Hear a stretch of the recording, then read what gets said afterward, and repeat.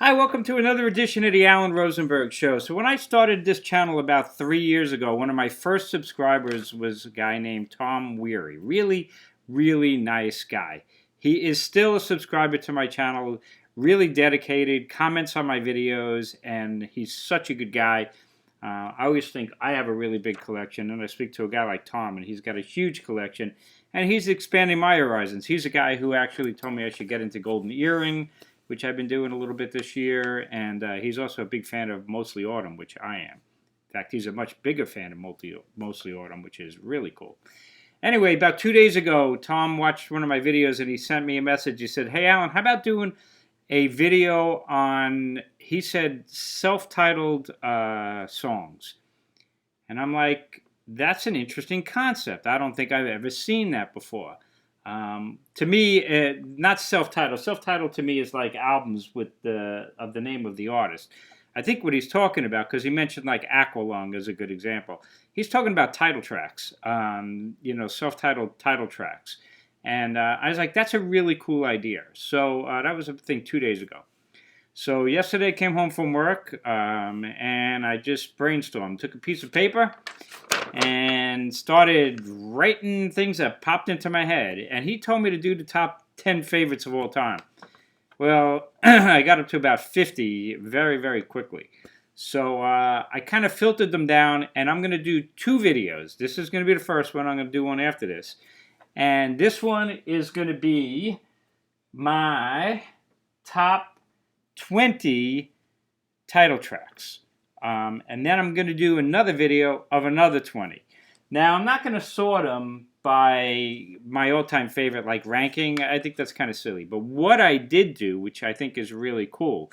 Now, you may not realize this. If you go into my channel, and I know you can't see it, but you go to my main page, and then there's a thing there called playlists. And if you go to playlists, there's a playlist that is called Spotify Playlists. And if you hit that, what you may not realize is that some of my videos, I actually create playlists on Spotify. So the songs I talk about in order, you could play them. And that's what I'm doing on this one. I've already created 2 playlists.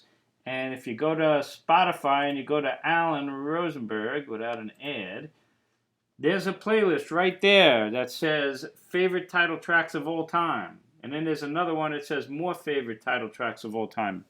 That's the videos that I'm going to do right now. So after you watch the video, go to the Spotify playlist and you could hear these songs. Without further ado, let's do my 20 all-time favorite title tracks of all time. And not in ranking order, but in playlist order. This is a killer playlist, if I say so myself.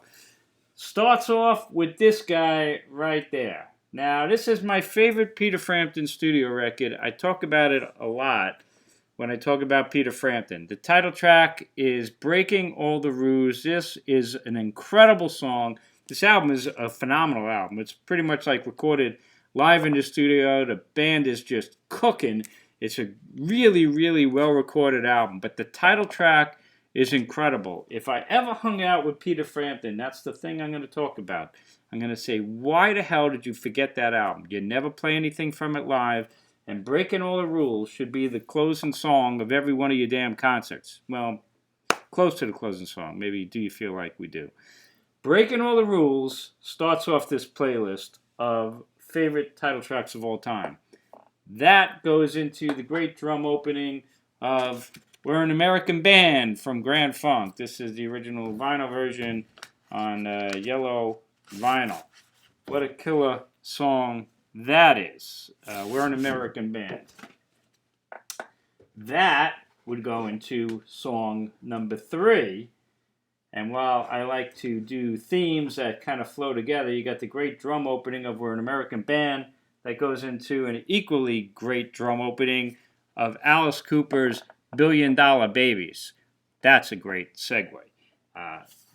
Number 3 on all-time favorite title tracks, $1 Billion Babies from Alice Cooper. Now we got to slow it down a little bit. So we're going to go to a song that you probably don't know, Blackmore's Night, which is Ritchie Blackmore and Candace Knight. And a lot of their stuff is kind of acoustic and kind of Renaissance-like music. But there's a track, the title track of Fires at Midnight, which is an incredible, incredible song. And at the end, Richie takes out his Fender Stratocaster and blows it away with Fires at Midnight. So that is track number 4.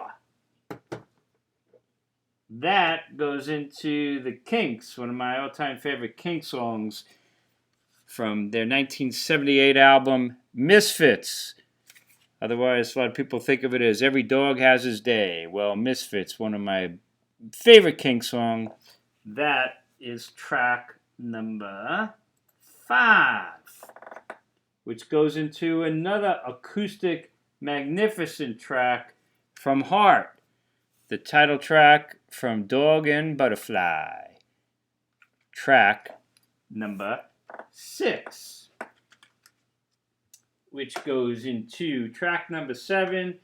Somebody you probably never heard of, but you need to trust me and check this song out. Carla Olson and the Textones. This track is Midnight Mission, the title track from this album. It is one of my favorite songs of all time by anybody. It is one of my go-to tracks. It's an extraordinarily powerful, great song, and it's the kind of song you'll like the first time you hear it. Midnight Mission from Carla Olson and the Textones at number 7. At number 8, the David Bowie written but performed by Ian Hunter and Mata Hoople, All the Young Dudes, from the All the Young Dudes album. That's track number 8. And if we're going to talk about David Bowie writing that track, we're going to go to David Bowie's album, Diamond Dogs. And the title track from Diamond Dogs, one of my favorite openings of any album, is Future Legend into Diamond Dogs. It's an incredible performance, scary, from my first David Bowie studio record that I bought, and I love it. Diamond Dogs. Okay, let's stick that guy over there. You know that's falling down, right? We'll stick that over there. Oh, David, we're about to have a collapse, I think. Maybe. Stay there. Nah, the hell with it. All right, we are up to number 10, and we are going to talk about Bruce Springsteen. Now, some artists don't have a lot of title tracks. Bruce Springsteen, almost all of his albums have a title track. You know, it's kind of interesting. Some artists, they don't do title tracks. It's kind of neat. But Bruce Springsteen's got a ton of them. I mean, Born to Run, Born in the USA, Ton of Love, Magic. What album? Darkness on the Edge of Town. There's an endless amount of them. Working on a Dream. But my go-to Springsteen track is The River, the title track from his 1980 classic. So The River is going to be at number 10. At number 11, a trifecta on this one.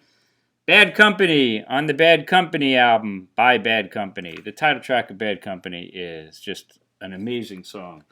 Opening piano, Paul Rodgers, amazing vocals. That's number 11, Bad Company. Number 12, a little bit of a deep cut, but it's going to be the Allman Brothers. And this relatively little-known track. This is a great album called Seven Turns, back when they had Dickie Betts. And Dickie Betts wrote and sings the title track, Seven Turns. One of my go-to Allman Brothers songs for sure. And that's a great, great song. If you like Southern rock or the Allman Brothers, you may not know that one, but you should. And since we're kind of delving right now into Southern rock, we're going to go with one of my favorite Charlie Daniels albums, and the title track is the extended track called Saddle Tramp, an incredible song with an amazing jam at the end of it. It's, how long is Saddle Tramp? About 10 minutes and 56 seconds without a wasted note. Saddle Tramp from the Charlie Daniels Band, amazing song. Okay, at number 14, the title track from Jethro Tull. They're a band with a lot of self-titled tracks. Aqualung, Songs from the Wood, Heavy Horses, Under Wraps. Keep going. There's a ton of them. But I got to go with Too Old to Rock and Roll, Too Young to Die from 1976. I still remember the first time I heard that song. I loved it then, and I love it now. A lot of people don't give that song a lot of respect, but I don't care because I think it's amazing. And another song that I think is amazing, is this. One of the greatest productions of all time is Al Stewart and Year of the Cat, produced by Alan Parsons. And Year of the Cat, production genius. I always mention part of that song. It has an acoustic guitar solo, electric guitar solo into a sax solo. What a song. Year of the Cat. Another amazing title track. That is number 15. Number 16, I wasn't going to put it in my favorites because I never played it. But it's really never played because it's just so damn popular. And that's not their fault. We're talking about the Eagles and the title track from Hotel California. I'm going to be doing a video on the history of the Eagles. I find them fascinating. They're not one of my favorite bands, but I have all their albums, and they really are incredible in what they do. But no denying that this album and the title track, Hotel California, with Joe Walsh joining the band and doing some twin guitar solos, courtesy of an influence of Wishbone Ash, who was recording in that same Florida studio right before them with the same producer. Hotel California, right there.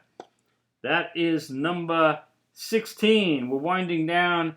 You can't not love the title track from Prince, Purple Rain. One of the most amazing songs of all time by anybody.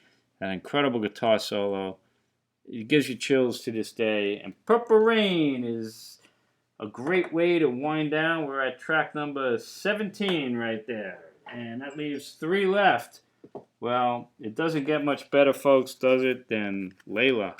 Derek and the Dominoes, Eric Clapton, the title track. Layla, unbelievable song. One of the greatest songs, without a doubt, of all time. And it still holds up really, really well. At number 19, I think it's one of the most intense pieces of music of all time. One of my favorite bands, and that is Dire Straits and the title track of Brothers in Arms. Man, if you don't sit back and be enveloped by that sound, especially when this is the surround sound version on DVD audio, Brothers in Arms, the title track, is incredible. And that is at number 19. Number 20, I'm going to go out with a bang with an extended version, an extended song. It's kind of unique out of all of these. But what the hell? I love it. And we're talking about the Grateful Dead's 1977 album, the first studio record I ever bought by them when it first came out. And we're talking Terrapin Station, the whole side 2 of the vinyl. Extended track, Terrapin Station, 16 minutes and 22 seconds, it says. And it is the Grateful Dead, progressive, melodic, fantastic song if you like those extended kind of workouts. And that's a great one. So there you have it, folks. 20 of my favorite top title tracks of all time. Thank you, Tom Wery, for this great suggestion. Let me know what you think, and you can go to my Spotify and actually hear these tracks. So there it is. Can you see it there? There's the 20 of them right there. I hope you enjoyed that. I'm going to do another video of the next 20. And you'll have 40 of the greatest title tracks of all time. Let me know what you think. Now, you're probably going to throw out suggestions. You may want to wait until you see the next 20 because the ones that I missed here that you're thinking may be in that one. As always, thanks for watching. Thanks for tuning in. Stay safe. Stay healthy. Hope you enjoy my selections. It's great music. I'll see you next time on the Alan Rosenberg Show. And hit subscribe if you haven't yet. Thanks so much.